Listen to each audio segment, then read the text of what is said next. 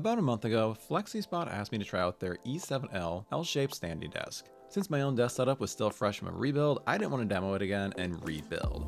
So I gave my wife a much needed upgrade over her very budget desk she picked up off Amazon. It wasn't a terrible desk, but we thought it would feel bigger based on the measurements, and no matter how much I tightened it down, it was extremely wobbly. The E7L sorted out all these issues. She has loads more top space for her PS5 Slim and a permanent dual monitor layout now that she can mount her gaming PC under her desk with the mounted MI7171 heavy-duty underdesk and wall CPU mount. This would have been impossible with her previous desk as the desktop was only 0.5 inches thick, and the MI7171 requires desktops to be at least 0.6 inches thick, and the bamboo option for the E7L just happens to be 0.7 inches. And thanks to its dense structure, it's also able to support the mount and the PC with ease, a task I'm not so confident my own fiberboard with honeycomb structure paper-filled IKEA lag captain desktops could accomplish.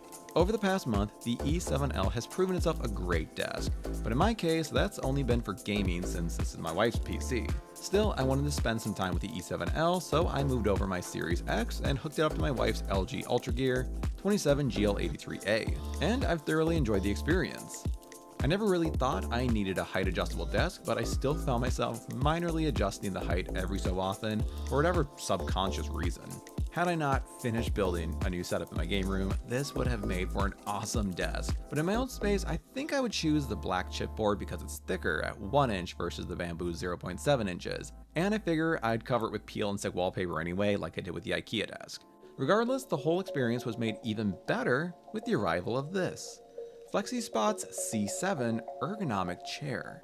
The C7 is also available from FlexiSpot's website. Design-wise, the C7 looks sleek and stylish, with a nylon sculpted exoskeleton and, at least in the all-black color variant, two-tone woven mesh fabric presenting the backrest, lumbar, and headrest as mostly gray in color with black accenting stitched in, giving the mesh a depth and contrast that fits perfectly into any type of gaming setup or workspace, from my dark and heavily RGB-influenced setup to my wife's cozy minimalist one.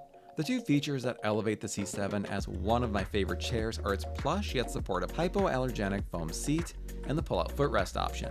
For the C7, I wanted to try the foam since I already have FlexiSpot's OC6 chair in all mesh, and at times the mesh seat chafes my bare feet when I sit cross-legged yoga style. Thankfully, the foam does feel better since the outer fabric is incredibly soft, and both the fabric and the foam feel breathable too. It only gets more comfortable by pulling out the footrest. I tend to set just one foot on the rest while the other half yoga pose down the seat. It's super comfy and happens to be my ideal position when gaming. A lot of the ergonomic features are similar to my OC6 chair. The C7 has an adjustable headrest, adaptive lumbar support, 3D armrests, adjustable seat depth, and of course a recliner feature. One ergonomic feature the C7 has over the OC6 is a seat tilt function, which pivots the rear of the seat upward while tipping the front downward. For the most part, all these functions make for an impressively comfortable ergonomic chair. The adjustable seat depth, for example, has 5 locking points along its track. Its default position from the factory is the furthest back point, so any adjustments push the chair further and further forward. Lumbar support has some depth adjustment as well. After releasing its lock, the lumbar springs gently forward. For my experimenting, it feels like the lumbar support has 3 locking points to choose between, and its furthest most point forward applies stronger pressure to spinal curvature, which coincides with the adaptive headrest since this level of pressure helps push my head back into the rest. In my experience, chair headrests feel pretty useless, especially the neck pillows that come strapped to gaming chairs. The headrest on the C7 actually seems useful since I can position it almost anywhere I need it. I can lower it if I need support on my lower neck, and if I'm reclining, I can even roll it back. If I want more support from my head, I'll raise it up and roll it forward or backward, depending on where I want the support.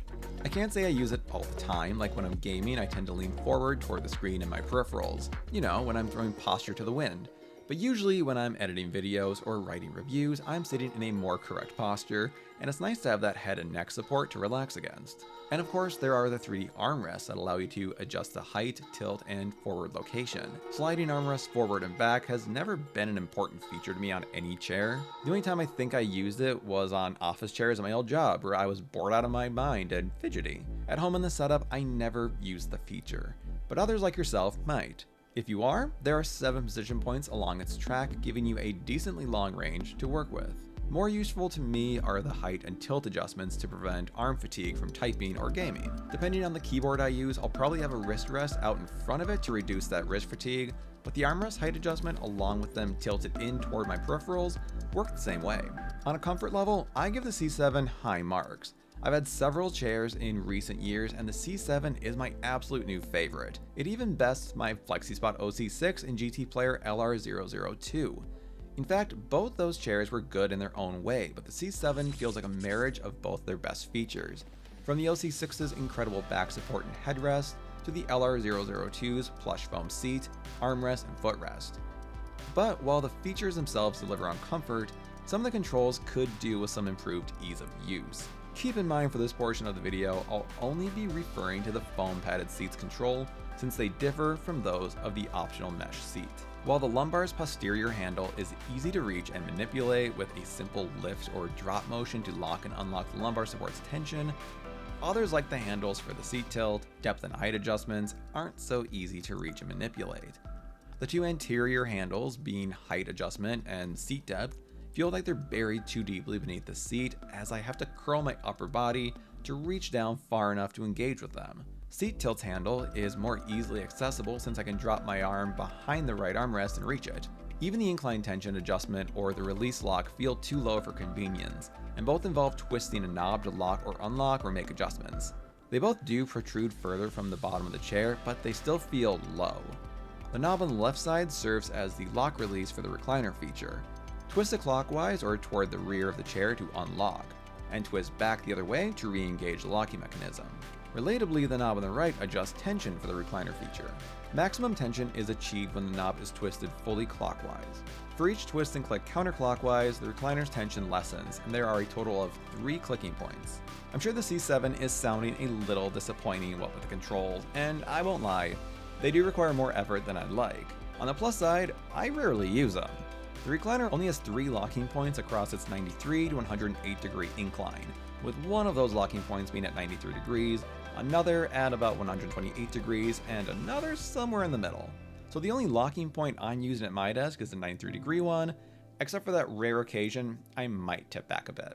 I also don't regularly use other features like seat tilt or depth adjustment, because I'm kind of short at 5'7", and keep in mind, if you're even shorter than me, FlexiSpot recommends this chair for people between 5'10" and 6'10", even though with the seat tilt and depth adjustment set at normal, my feet can still easily reach the ground and are comfortably planted. So for me, the controls aren't deal breakers because I rarely interact with them, but that may not be the case for you. Meanwhile, you might be pleased to hear that the adaptive headrests and 3D armrests are much more easy to interact with and adjust, which is great news because in my experience, these are the two I adjust most often. The headrest has no locks to worry about. Just grasp it and either push it away from you or pull it closer if you want it resting lower on your head or neck. In a similar fashion, to raise or lower the entire headrest, you just grab it at the base and push up or pull down. The 3D armrests are just as simple to adjust. Swivel and sliding are manipulated without any lock releases, you just move them. As for height adjustment, each armrest has an effortless lock release underneath that allows for 5 height adjustment locking points. Since we're on the topic of these two, I find them both very comfortable. The mesh on the headrest is similar to that on the lumbar support. The mesh fabric is bouncy yet supportive and comfortable to rest my head or neck on. And the armrests seem to be made of a dense foam, but they're not hard. My right armrest actually arrived with this dent, but I'm not personally bothered by it since it's not slashed or ripped open, and it doesn't negatively affect comfort. Lastly, let's talk about that footrest. As mentioned earlier, it's an optional extra, but if you opt for it, don't be surprised to see it hang down under the seat when pushed in. I'm pretty sure this design accommodates the mechanism underneath. Whenever you want to use the footrest, grab it and pull it out, flipping the footrest up and forward where it holds in place. When you're finished with it, flip it back the opposite direction and slide it back under your chair. But try not to slide it in with your thumb on top, because you will slam it into the plastic bottom on the seat and it will hurt like hell. So far, we've seen the C7 isn't perfect, but pretty much all its shortfalls stem from control placement rather than comfort and build quality issues. In regards to the latter two, I'd say the C7 is an excellent chair, and while I still have another of my older gaming chairs hanging around, I don't see myself going back to it now because the C7 is leagues better. Not only is it comfortable, but it's built to last and tested against BIFMA requirements. And if you don't know why BIFMA matters, well, it's a not-for-profit trade association for business and institutional furniture manufacturers. They're a big deal in the industry and an excellent judge of quality. And if parts do fail or become damaged, FlexiSpot offers a 10-year warranty with direct replacement for damaged parts, as well as a 30-day return policy for a risk-free trial. Now, we haven't talked assembly yet, like how simple the process is. I assembled this chair in about 30 minutes, and that includes the filming process. So, it's pretty quick and easy. In the box are only 7 large parts, and 2 of those are the armrests. I found the included instructions very straightforward and easy to follow, even though the instructions are mostly illustrative. All the parts lined up perfectly. The only pain in the butt I encountered was snapping the casters into the nylon base, but they're always the biggest pain when assembling chairs. Another minor struggle I had was attaching the top of the chair to the base and the gas lift. But that's because this chair is pretty heavy, weighing 55 pounds when fully assembled, so, just deduct a couple pounds from that total and, the struggle is real, especially when I can't see the hole in the bottom of the mechanism. So I improvised. I laid the chair face down, and I inserted the base and gas lift into the mechanism. Kind of like that pineapple seeing a little Nicky. If you know, you know. Last thing to do was carefully tip the chair right side up, and it was good to go. FlexiSpot's C7 ergonomic chair has been a great addition, not only in my wife's new FlexiSpot E7L standing desk setup, but in my own too. In the past couple weeks, I've used this chair a lot. I started playing Call of Duty for the first time ever in my life, like 3 weeks ago, and I've got over 40 hours into the game. And all of those hours in the C7. I've also edited like 2 or 3 videos and typed up multiple reviews on this chair. That's long hours of work, and this chair has been an absolute joy to spend those hours in. And if you want to give the C7 a try, remember FlexiSpot offers a 30-day trial, and you can even save $30 at checkout with discount code C730. So what have you got to lose? I'll leave links in the description to FlexiSpot C7 ergonomic chair as well as their E7L L-shaped standing desk that was featured in the video, in case you want to check either of them out in further detail.